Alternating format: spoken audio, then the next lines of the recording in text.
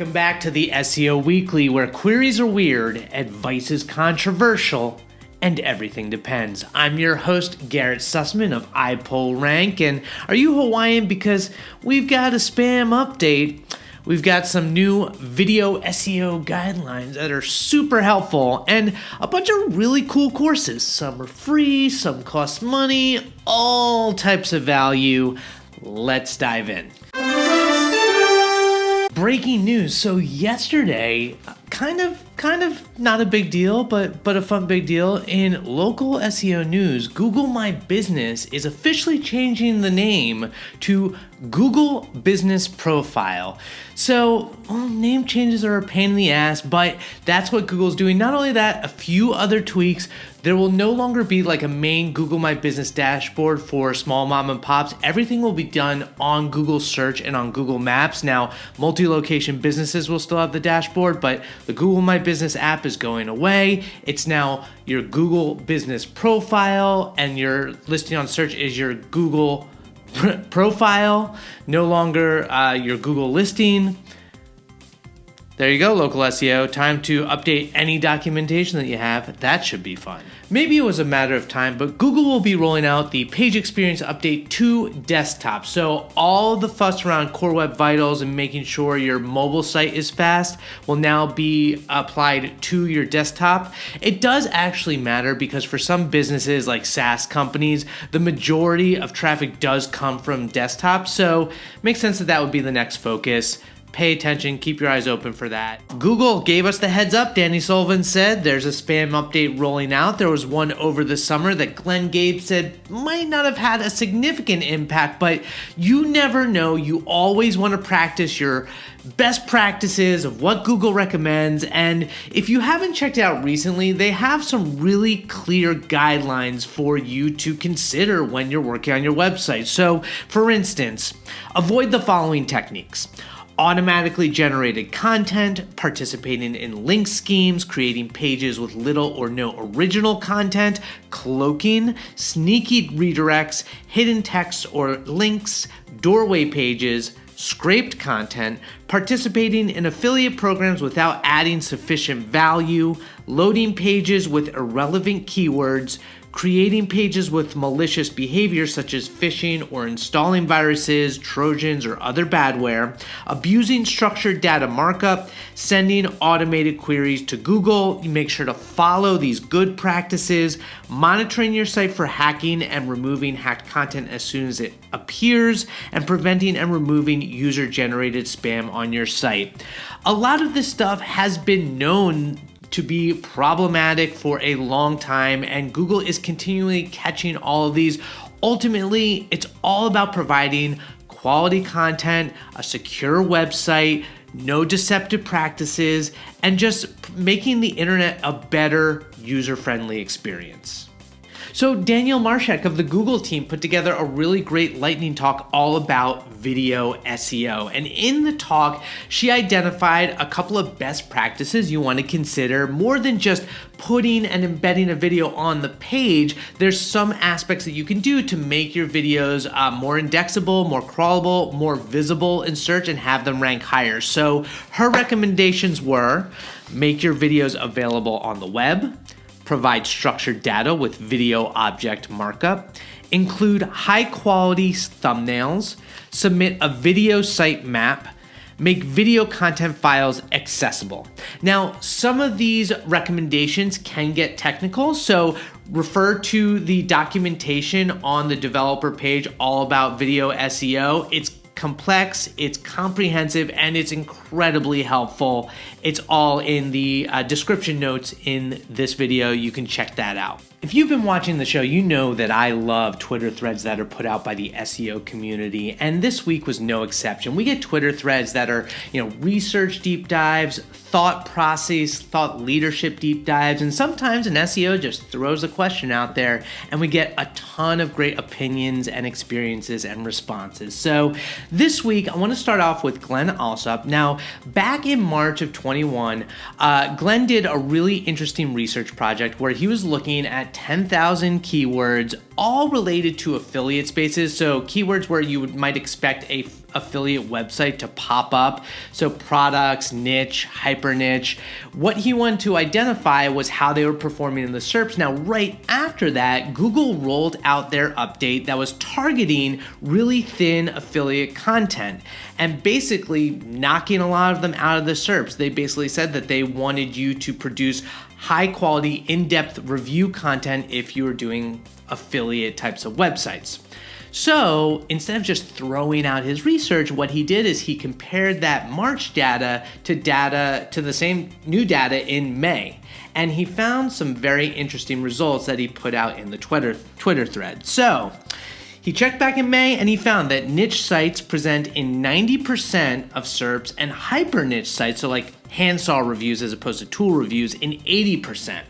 Not only that, when it comes to like the #1 ranking on these SERPs, he found that niche and hyper niche sites were clear winners for rankings over news sites or just general review sites. I find that interesting considering that there was probably a lot of adjustment to that algorithm update, that people really did beef up their content. But if you are specialized and you do really in-depth, comprehensive content where you are the expert, you have the authority, you are going to rank really high whether you're affiliate or not. When it comes to thought leadership, Ross Simmons knows content distribution inside and out. This week, he dove into the relationship between SEO and content and why it's really undervalued at the C-suite and in general, and it shocks him. So he put together this Twitter thread, and what he wanted to explain was, he said, let's be honest. Content and SEO are the most underrated and disrespected part of the marketing mix. We got CMOs getting laid off each week, AI companies claiming to replace content writers, and traditional media budgets still getting more love than SEO. We don't embrace the idea that content can contribute to a long-term competitive advantage. The power of an SEO moat is real. If you can own the SERP across multiple keywords in your domain, you will be able to print money for years to come. We treat content and SEO more like an expense than an investment. Content marketing is just like investing. Some things are high risk, some things are low risk. Some things can have high ROI, some things will have low ROI. And you see from his graph, the different types of content you can do. He goes on to talk about distribution, but he makes such a good point. Yes, it costs money to produce great content. Yes, it takes time to put together a whole strategy and put that out there, but you can repurpose that content in so many different ways across so many different channels. And when you do, it has, especially evergreen content, can last a long time and provide dividends. It really is a compounding return over time. And when you're making that investment, you're just not putting your eggs all in one basket. You're providing a whole source of revenue for your business when it comes to SQLs, MQLs, new customers, and ultimately new money for the business. Read that whole thread from Ross. Really great stuff. The third Twitter thread comes from a constant presence in the SEO Weekly. Aleda Solis is just constantly giving back to the community, putting out great content.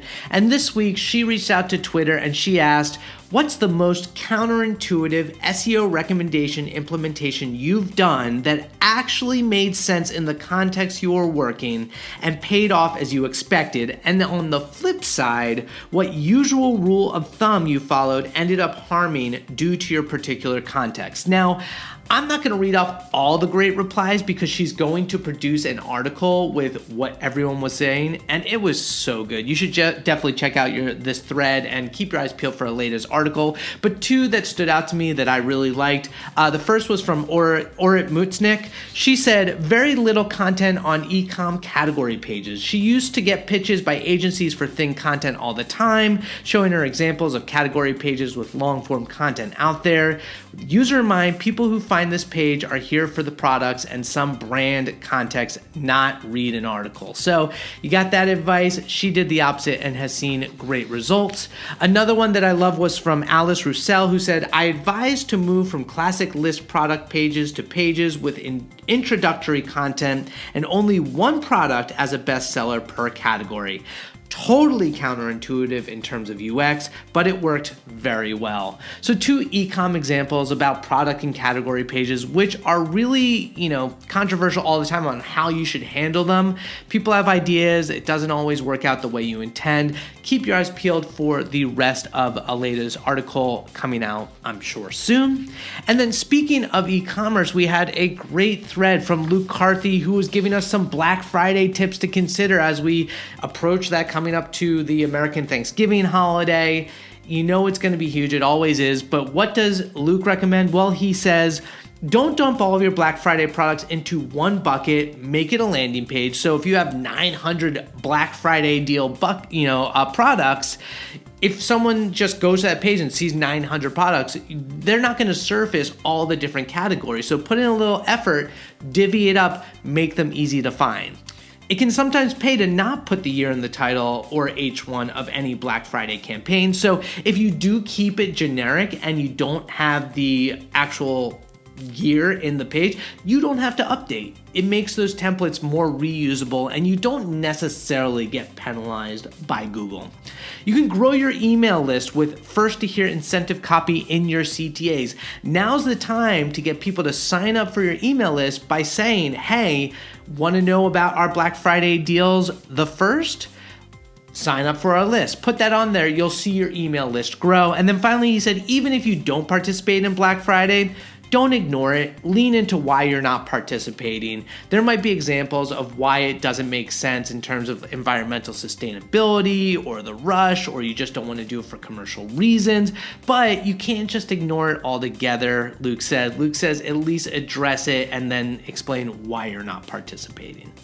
This week, a couple of really cool courses came out, and they're not all commercial. I think they're really interesting, and courses can be really helpful, especially if that's your thing. For instance, BrightLocal, and I love my local SEO. A friend of mine, Amanda Jordan, has collaborated with BrightLocal, and what she did was a course all about performing a local SEO audit for multi-location businesses. Multi-location businesses deal with some different challenges than just a single mom and pop on local, but this course is awesome. It's free. She goes through how to audit your Google My Business, which can be a real pain in the ass if you do a lot of GMB. There are a lot of ins and outs that Amanda walks through.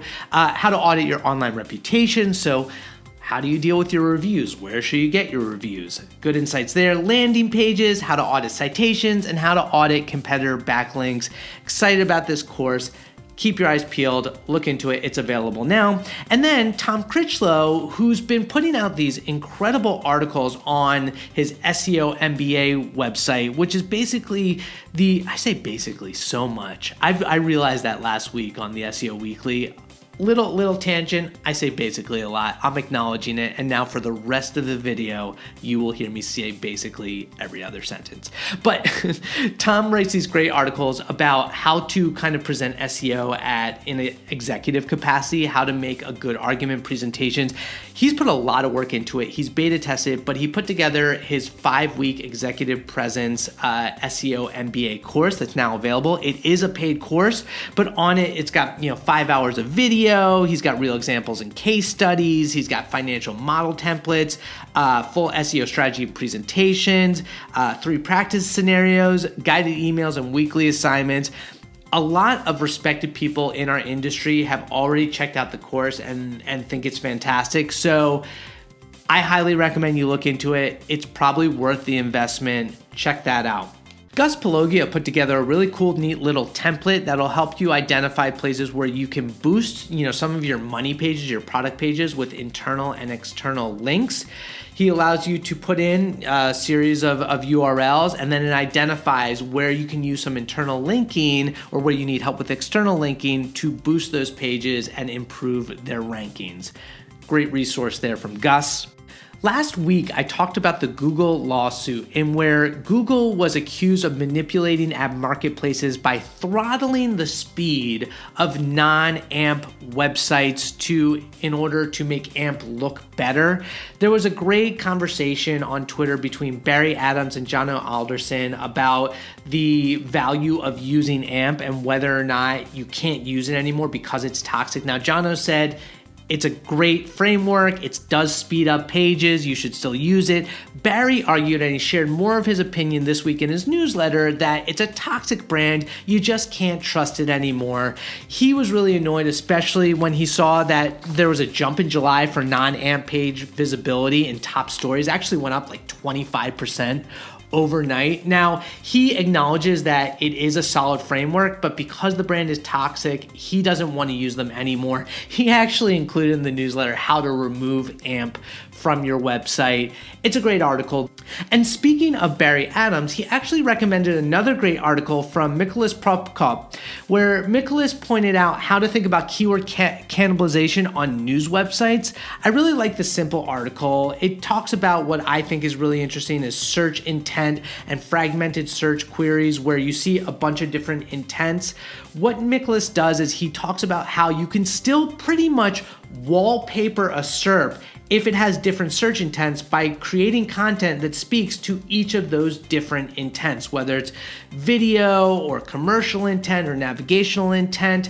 You can attack it and not worry about cannibalization. His recommendation is really to look at the search engine result page, look at the SERP, see what's coming up, and then create content that, speaks to each of it. Great article, check that out. This week, Lee Foote wrote a great technical SEO article on Search Engine Journal about how you can use Python to crawl a variety of different keywords, identify opportunities that are within striking distance for your website, basically being able to take them from a 4 to 20 ranking up to the top 3 by inserting keywords into the title, into the headings, and into the body copy.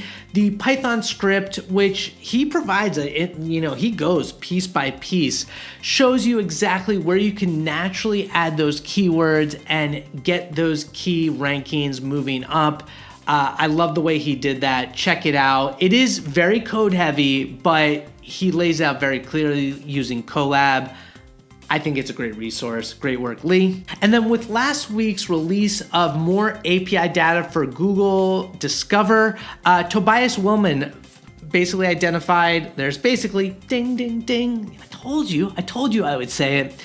He identified some great ways for you to investigate the Discover API data at scale, basically looking into things like section performance, author performance, article features, so identifying, which pages have a slideshow or an infographic or a live ticker, and whether that impacts whether they show up in Google Discover, as well as just comparing recent articles versus section average or feature average or author average.